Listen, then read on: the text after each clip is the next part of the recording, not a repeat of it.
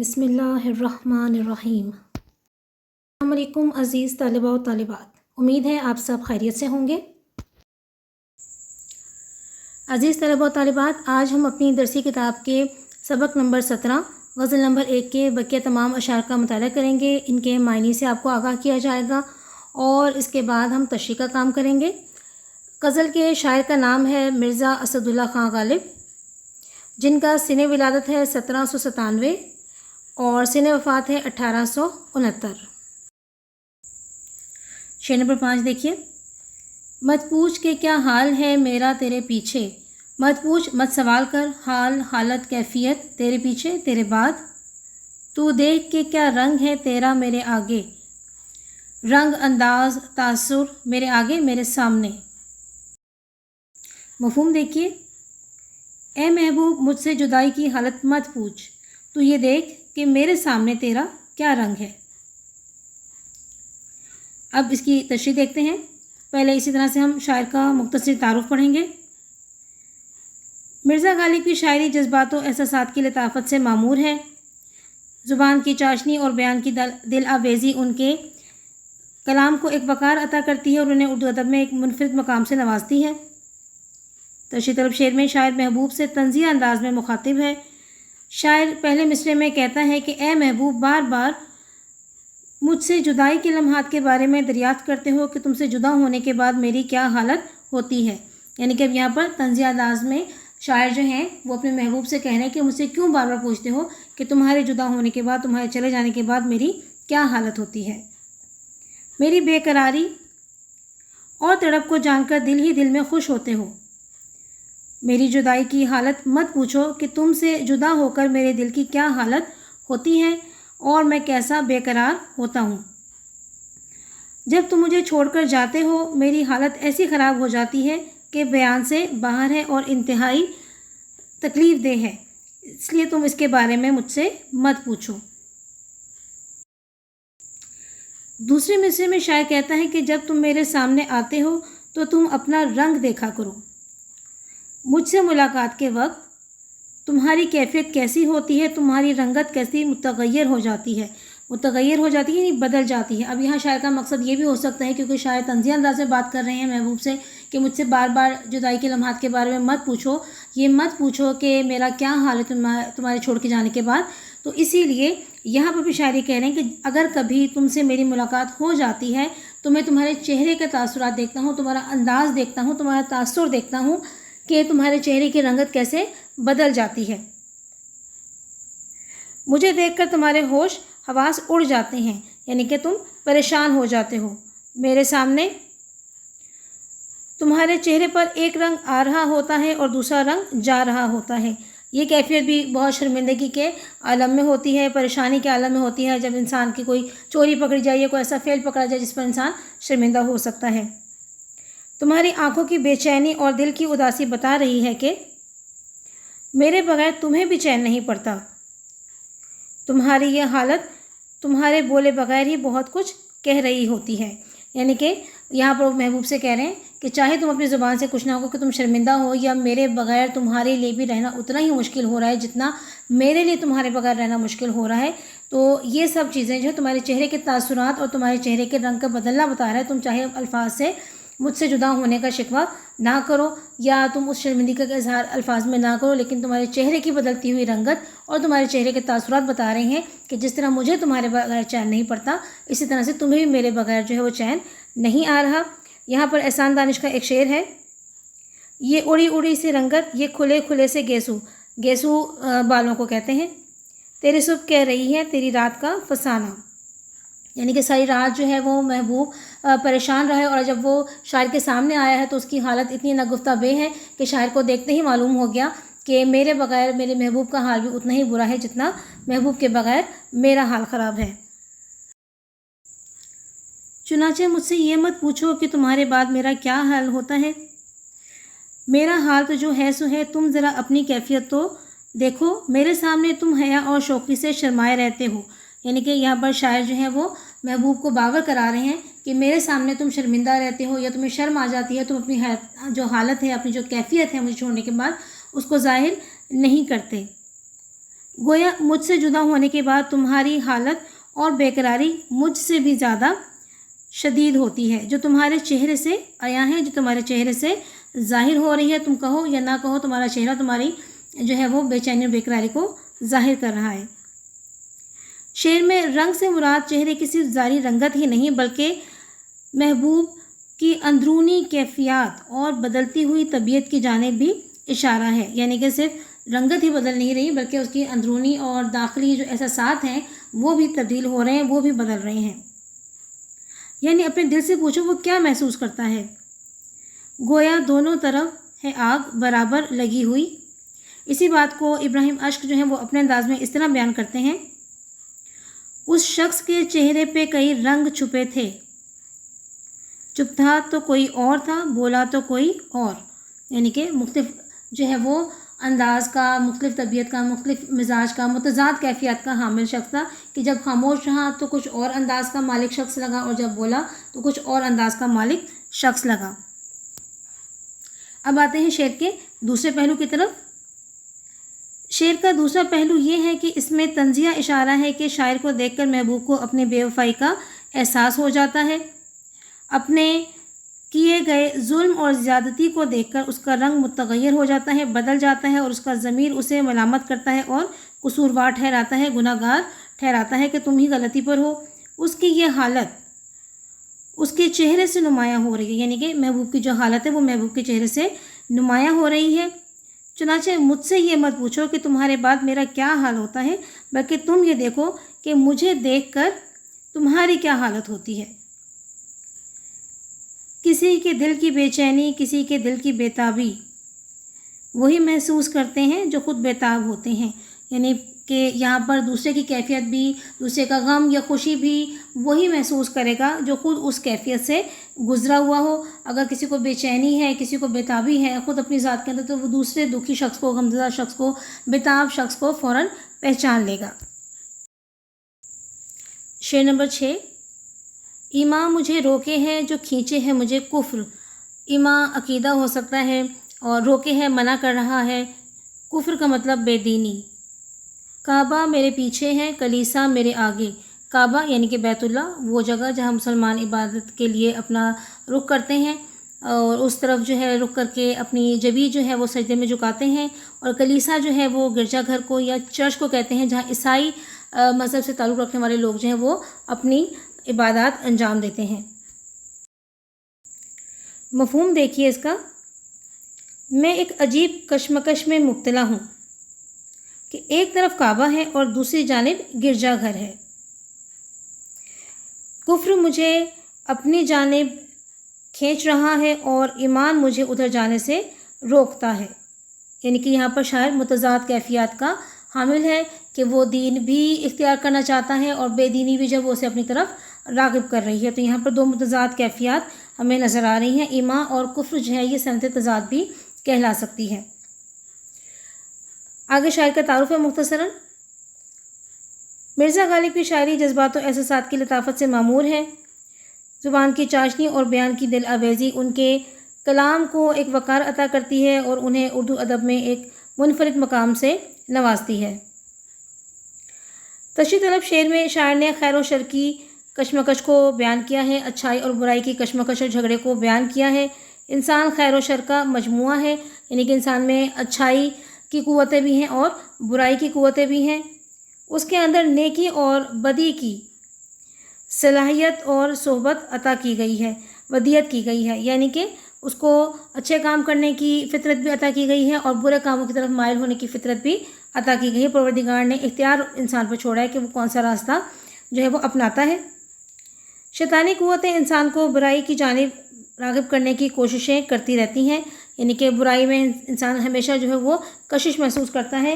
बुराई का रास्ता आसान होता है इसलिए लोग उसको जल्दी इख्तियार कर लेते हैं। अच्छाई का रास्ता चूँकि मुश्किल होता है तो लोग सोचते रहते हैं कि हम ये रास्ता इख्तियार करें या ना करें, ये रास्ते की मुश्किलात से घबरा जाते हैं।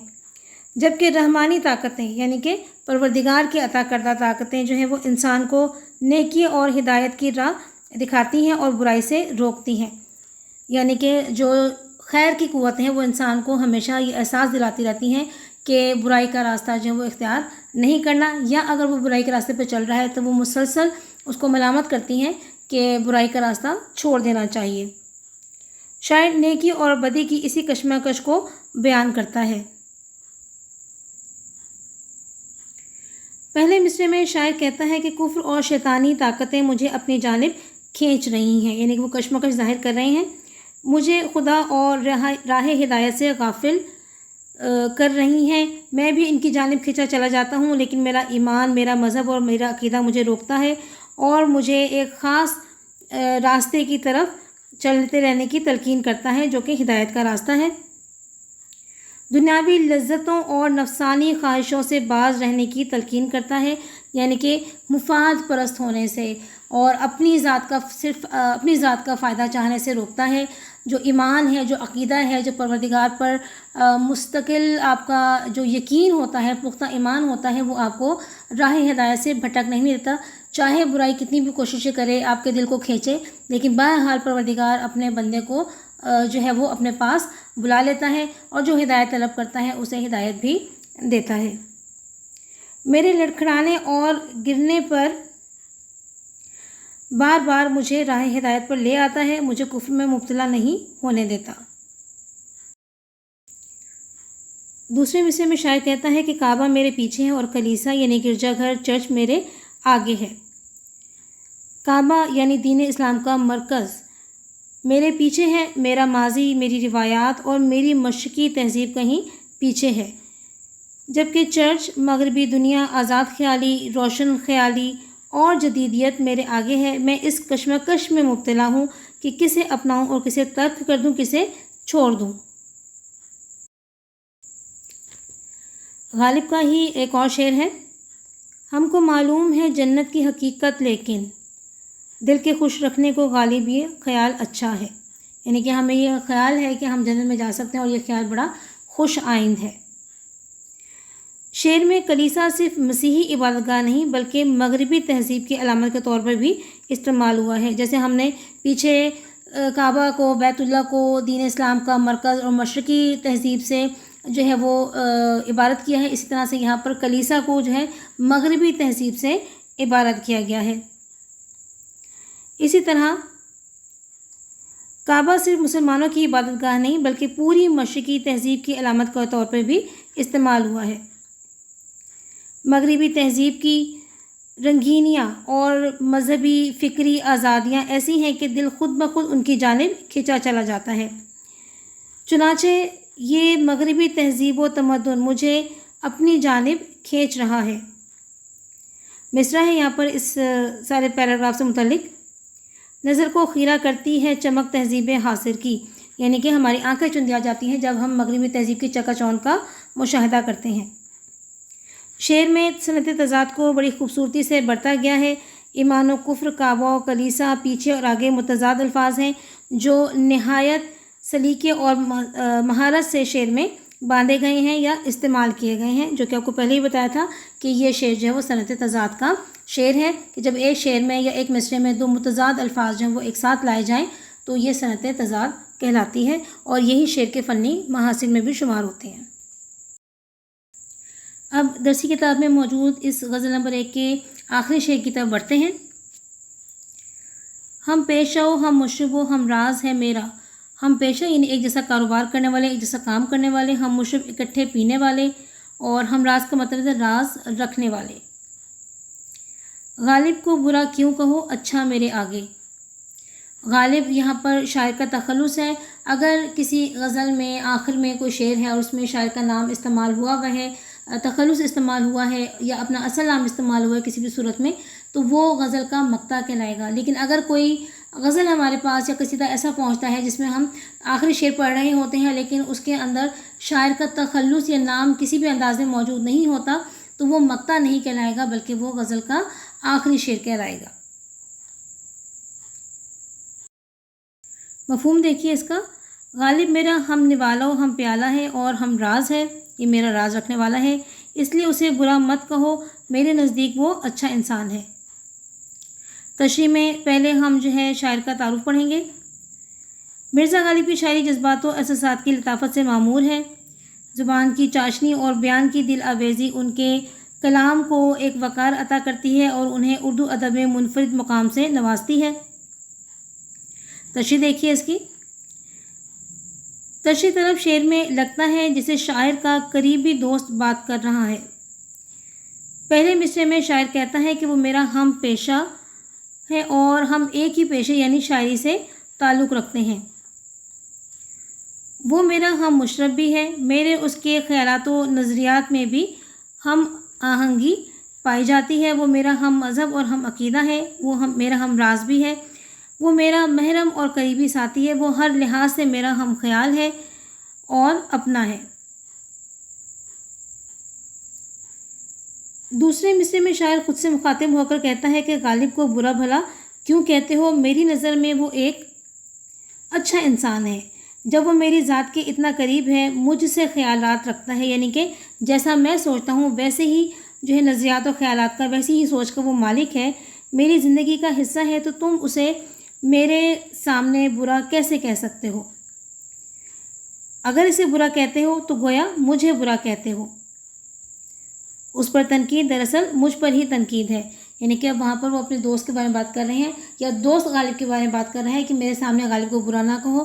یہ ایسا ہی ہے کہ جیسے تم نے مجھ پر تنقید کی، مجھے برا بھلا کہا۔ اگر تم نے میرے دوست کو برا بھلا کہا تو اس کا مطلب ہے کہ تم نے مجھے برا بھلا کہا، کیونکہ ایک عام کہاوت ہے کہ ایک آدمی انسان اپنی صحبت سے پہچانا جاتا ہے۔ جیسے اس کی صحبت ہوتی ہے وہی اس کا جو ہے وہ مزاج ہوتا ہے، وہی اس کی عادت اور وہی اس کی فطرت ہوتی ہے۔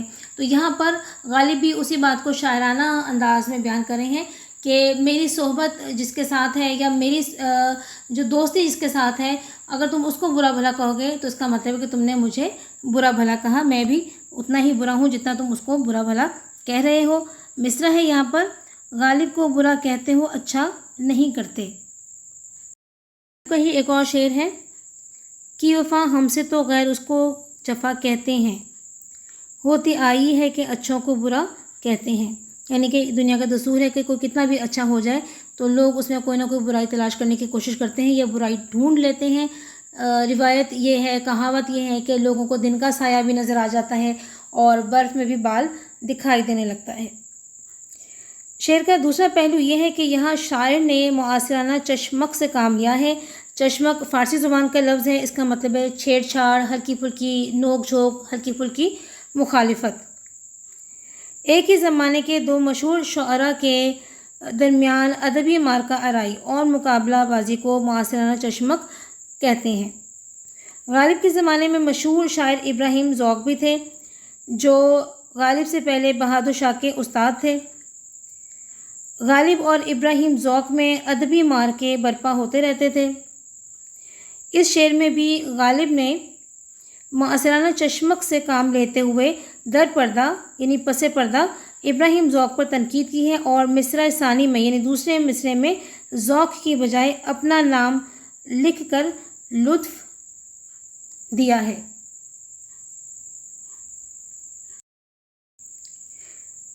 چنانچہ وہ طنزیہ انداز میں کہتے ہیں، ذوق میرا ہم نوالو، ہم پیالو اور ہم راز ہے، جو کہ ایک ہی زمانے کے ساتھی ہیں۔ ہم دونوں کا ایک ہی جو ہے کام یعنی کہ شعر و شاعری کرنا ہے، اس لیے اسے برا مت کہو، میرے نزدیک وہ بہت اچھا انسان ہے۔ ایک اور جگہ غالب نے ذوق پر یوں تنقید کی ہے، ہوا ہے شہ کا مصاحب پھرے ہے اتراتا، وگرنہ شہر میں غالب کی آبرو کیا ہے۔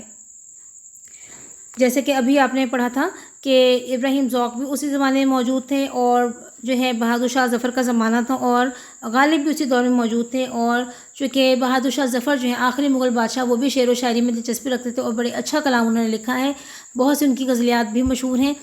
تو ان کے لیے جو استاد تھے شاعری میں جن سے وہ اصلاح لیتے تھے، پہلے ابراہیم ذوق تھے اور ان کے بعد جو ہے مرزا غالب نے جو ہے وہ جگہ سنبھالی تھی، وہ عہدہ سنبھال لیا تھا، اور یہاں پر بھی جو ہے انہوں نے ڈائریکٹ جو ہے براہ راست جو ہے دوسرے مصرعے میں اس متعلقہ شعر کے شاعر کا جو ہے ہم اصل شاعر کا نام نہیں لیا، بلکہ اپنے آپ کا جو ہے نام وہاں پر انہوں نے لکھ دیا ہے، اپنا تخلص یہاں پر استعمال کر لیا ہے۔ اب مطلب یہ ہے، اب دونوں کی بات ہو سکتی ہے کہ شیخ ابراہیم ذوق جب بادشاہ کے دربار سے منسلک تھے تو وہ اتراتے پھرتے تھے اور کسی کو خاطر میں نہیں لاتے تھے. اسی طرح سے غالب یہ کہہ سکتے ہیں اپنے بارے میں بھی کہ اب میں چونکہ بہادر شاہ ظفر کو پڑھاتا ہوں، ان کی اصلاح و درستی کا کام کرتا ہوں، جو ہے خاندان مغلیہ کی تاریخ لکھ رہا ہوں، تو اس لیے میں اب اتراتا پھرتا ہوں، ورنہ شہر میں غالب کی میری کوئی اوقات اور حیثیت نہیں تھی، مجھے کوئی جانتا بھی نہیں تھا. اس طلبہ و طالبات، یہ تھا ہمارا آج کے بقیہ تمام اشعار 5 تا 7 کی مطالعے کا، اس کے خاص الفاظ کے معنی کا اور تشریحات کا. یہ تشریحات آپ نے اچھی طرح سے یاد کرنی ہے، اور جیسے پہلے آپ معنی اپنی کتاب پر لکھتے تھے تو اسی طرح آپ نے معنی لکھ لینے ہیں، تشریح اچھی طرح ذہن نشین کر لینی ہے. اگلے سبق تک کے لیے اجازت دیجیے. اللہ حافظ.